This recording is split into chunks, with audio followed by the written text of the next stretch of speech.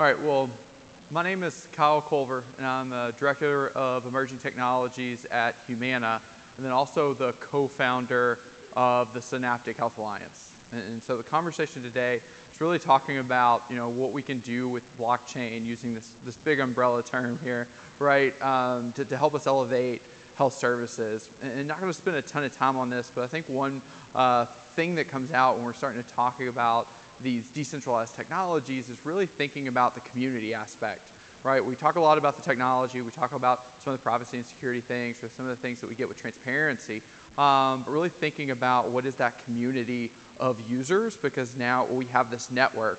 And so that is a different viewpoint than looking at a customer, and then also looking at how we operate decentralized governance as an aspect. I know we've talked about these things, but these were things that I was very excited about when we founded Synaptic, and not just the technology side, but how we could use these other aspects. But I know we've talked about that a little bit already in this conference, and so I'm not going to try to run everybody through it. But I do think both the why and this next slide of talking about concerns are something that potentially groups like this can collaborate more on, because as you're talking to people about what it is and what it is not, I think there's a lot of repeated conversations that are occurring.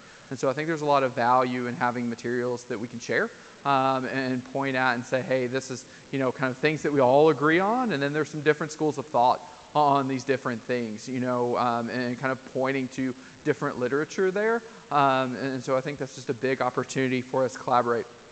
I think it's important to talk about these things with an example, and I'm excited to talk about Synaptic and the example we have with the product. And what our use case is and what we started with is really looking at provider directory management. So if you're not familiar with this, it's a public data set, Dr. Smith on Market Street, that's what we're managing as Humana as an insurer, then other insurance companies, as well as on the provider side. And there's been regulatory change in putting forward how you have to make that data public, not just on the payer side, with the insurance companies, but also for the providers to make that available. And we spend a lot of money, over $2 billion, managing this data, and it's all public. And so the intent here was to look and say, how can we crowdsource it, and how can we get after that 75% of duplication that's occurring? We don't view it as a competitive advantage. It's just a cost of doing business. And so the cheaper we can make that, the more we can devote resources somewhere else. However, a lot of your tools and services are built on the fact that that is quality data, right? And so if you can't connect somebody to the provider, then that other capability you were going to offer on top of that doesn't really mean much. So it is kind of a foundation, not just to other experiences, but also when you're looking at enrollment. And looking at some of those things, if you need to be able to say, hey, this person's going to be in this plan, this person's covered, right? That's a very big decision maker for people about what type of product that they want within the insurance market. And specifically what we're talking about with provider directory, again, is those elements there on the bottom. So that's what we need to manage for that directory. Those the address and the phone number are the ones that are very difficult for us to manage. There's about in 90 days, half the records have some sort of update. So you'd think this is pretty static, but actually there's a lot of change. You look at Humana, when we're looking at well over 3 million records. And so there's a lot of data here and a lot of change. It's not because we don't know or we don't have enough data. We can't really separate the signal from the noise. We don't know what within this big data set is wrong. And there's not a big incentive for the provider to tell us. Right, if someone retired, if someone left the company, right, those are things that are a little more difficult to extract. And so again, the Synaptic Health Alliance pulled together, with a bigger overarching goal of saying we think that these decentralized technologies can help us solve hard problems, and we think that provider directory is a great place to start because it's public data, and we think that we can, make some progress on that. It's a sticky point for all of us.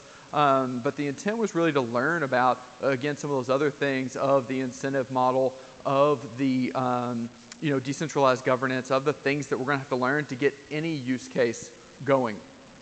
And so with that, we kind of went on this journey of starting in 2018 and founding it and working with everybody on the processes. This is a hard problem for a reason.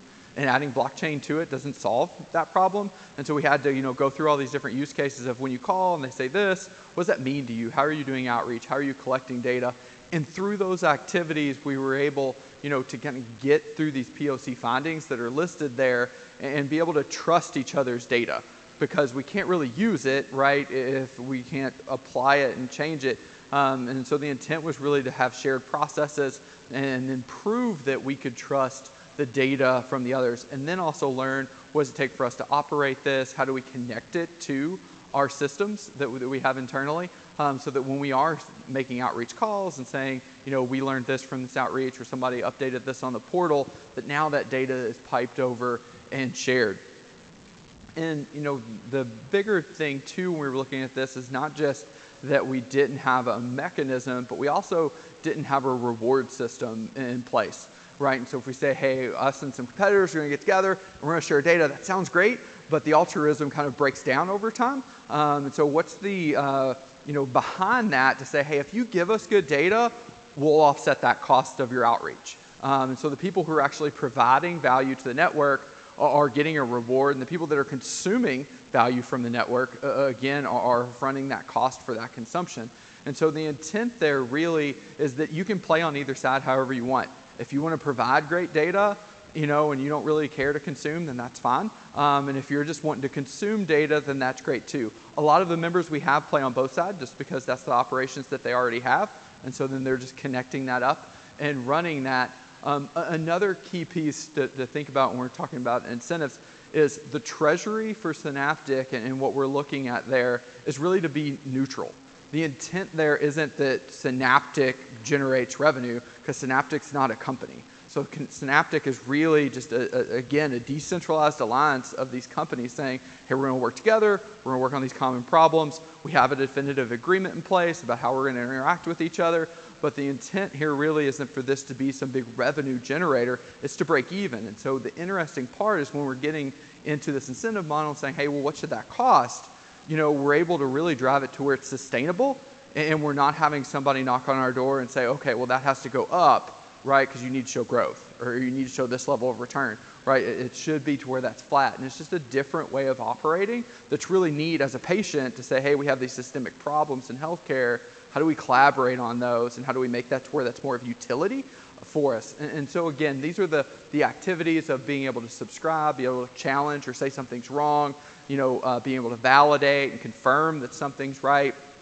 And then we have flag, which isn't incentivized, right? So there's no penalty if you're wrong, or no reward if you're right, but you're saying, hey, I think something's wrong here. And so those were things that are implemented. They're in smart contracts on the blockchain. And so as activities are made, right, those are things that are now done and tracked so that there's a balance that's out there. And so with that, what we were able to see, and I think the neat part and the thing to share is around the accomplishments. And so the 90% data quality threshold was the big one. That's what we started out with saying. So when we look at our phone call outreach, if I'm calling Dr. Smith and trying to get their information, we view that around 90% quality. So for us to be able to consume data from another company and be able to get 90% or exceed 90% is what we need to be able to not make that phone call, right? And so we were able to get to that threshold. The other piece is we're seeing that we can avoid a lot of that outreach because someone else has already made it sooner. So a lot of the way these operations work, right, you have this big queue of calls and you say, okay, well, we're going to work through these 1,000 calls. Well, now if we bump that up against Synaptic's data and say, oh, well, these people have already been called recently or within the past 30, 60, 90 days, let's not make that call. And then go double check that, we're still seeing that quality's there, right? We can trust that data, and now we don't have to make that outreach. There's a lot of other outreach we need to do, right? So it doesn't eliminate that need, but allows us to be much more efficient. We believe that we can drive up that number. And so we're seeing this also as being more of a cash flow neutral activity. And so when we're looking at the organizations who are sharing data and then also consuming data, they're approaching of, hey, I don't want this to be a cost to my operations center.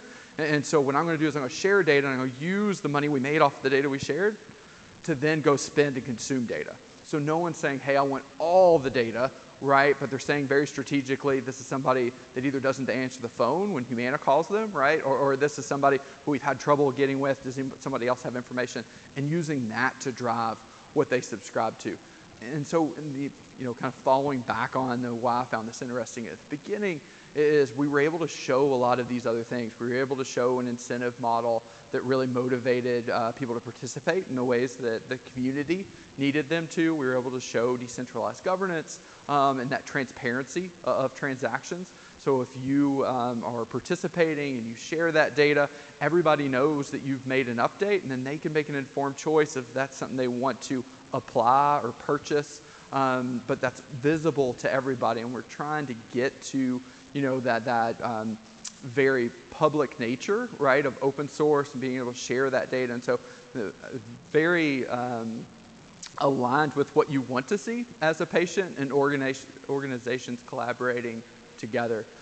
What we talk about next, and so we've been on this journey for a while. Synaptic's now in 5 states and expanding out, really looking at what are those other use cases. And so again, I showed the data set of provider directory, and there's really only that small number of elements. There's a lot of other provider data, and so with that, trying to look and say, okay, what are other elements? Are there things like where should we send medical records, right? Like things like that are good for other operations that are valuable, and we can now attach to the other directory data that we have. And then also looking at credentialing. I think there's interesting things when we look at API registry.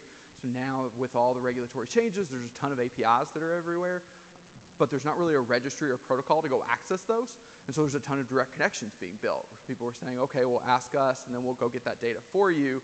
Whereas if we're familiar with some of the internet technologies, SMTP doesn't care who you're trying to send that email to, right? There's a protocol in place and it allows you to make the request and it routes it where it needs to go.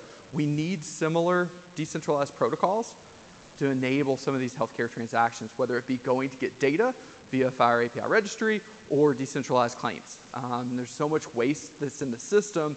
I'm really excited that we've been able to make progress with some really large players on a use case. And now we can use that foundation for other more complicated use cases that potentially have more value. So with that, I'll pause, seeing if there's any questions.